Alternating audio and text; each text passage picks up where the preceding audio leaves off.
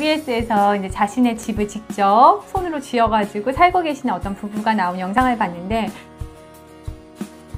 지으려고 저희가 이사를 온 것도 아니고, 그리고 여기에 올 때도 어쩔 수 없이 집을 구하게 된 상황에서 그냥 우리 뭐 이제 수도권을 떠나서 강원도에서 한번 살아볼까?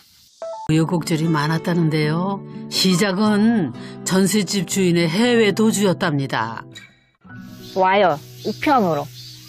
집이 경매에 넘어간다고. 한 3달 전인가? 그랬던 것 같아요. 그래서 뭐 준비를 하라 뭐 이런 식으로 왔나? 저는 막 버티면 되는 건 줄 알았거든요. 뭐 인터넷에 막 쳐보면은 이사 비용도 청구하고 뭐 이렇게 무조건 버텨라 이렇게 해서 그래 버텨보자. 버틸 때까지 그 사이에 우리가 집을 구해서 나가자. 그렇게 할 수 있을 줄 알았는데 또 그 전문 경매인은 틀리시더라고요. 무조건 나가래요. 근데 이게 말은 쉬운데 막상 당해보면은 막막합니다. 한 달 만에 나가야 되는데 그 돈 가지고 또 어디를 가야 되지 뭐 이런 생각도 들고 짧은 시간 안에 막 만감막교체합니다. 그래 직접 당해보면은. 그분들이 원래는 전세를 살고 계시다가 경매에 집이 넘어간다는 그런 편지를 받아서 결국에는 이제 나오게 되면서 집을 짓게 되는 스토리를 갖고 계신 분들이에요.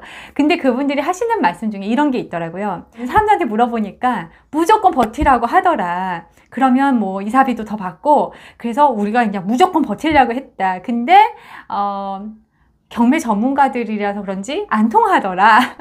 그래서 한 달 만에 나가라고 하더라. 그래서 나왔습니다. 이런 그 에피소드가 나와서 그게 되게 좀 재밌어가지고 영상을 켰습니다.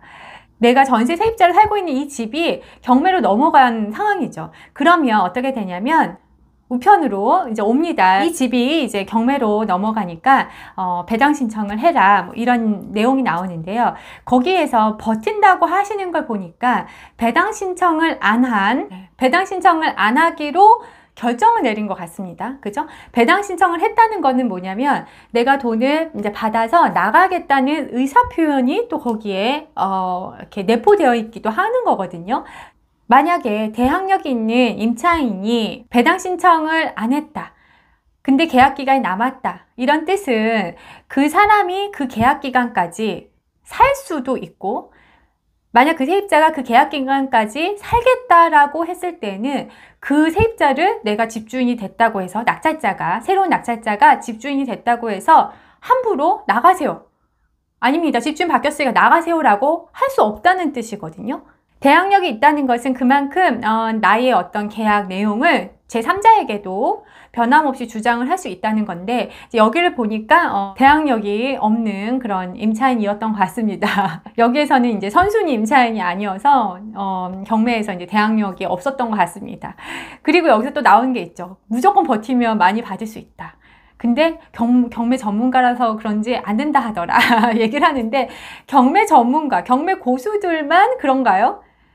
그 사람들만 이렇게 1개월 만에 내보낼 수 있고 일반적으로 경매하는 사람들은 이렇게 이제 버텨야지 하는 그런 세입자를 만났을 때 그럼 이 명도가 힘들어지는 걸까요?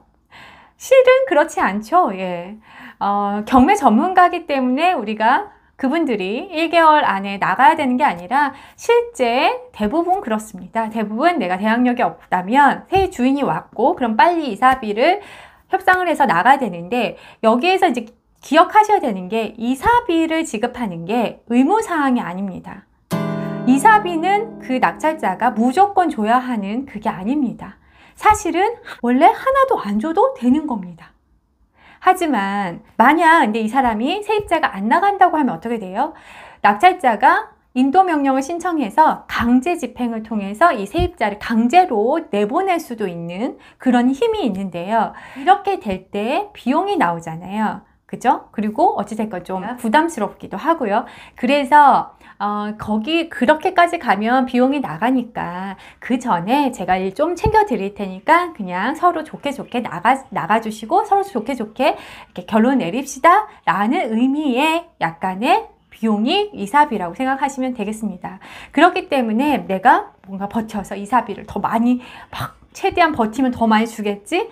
이런 생각은 잘못된 생각이에요.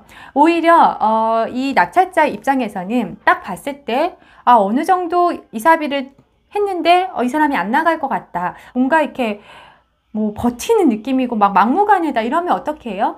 애초부터 그냥 바로 인도명령 신청을 해서 집행을 준비합니다. 그렇게 되면 이사비는 하나도 못 받고 그럼 너무 안 좋은 거죠. 그죠? 그렇기 때문에 이 새로운 낙찰자가 나의 뭔가 그 피해나 어떤 것들을 뭔가 이렇게 해소해 주거나 그런 걸 보상해 주거나 뭔가 이렇게 들어줄 만한 그런 의무가 있는 사람들이 아니에요.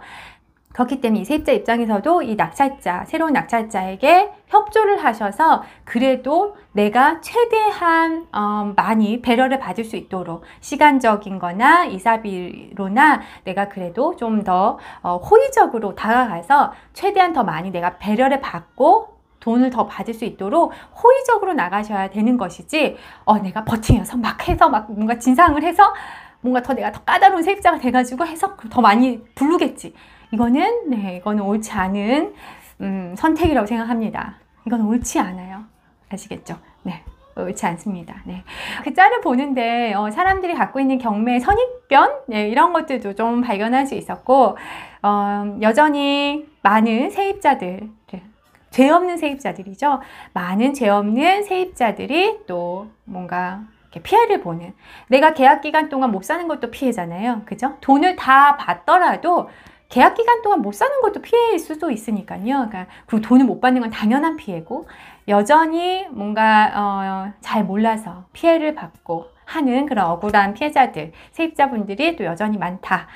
이런 생각도 또 들고 그렇습니다. 네, 영상 재밌으셨으면 좋아요, 구독, 알림 눌러주시고 저는 또 다음 영상으로 찾아올게요. 여러분 감사합니다. 안녕. 안녕.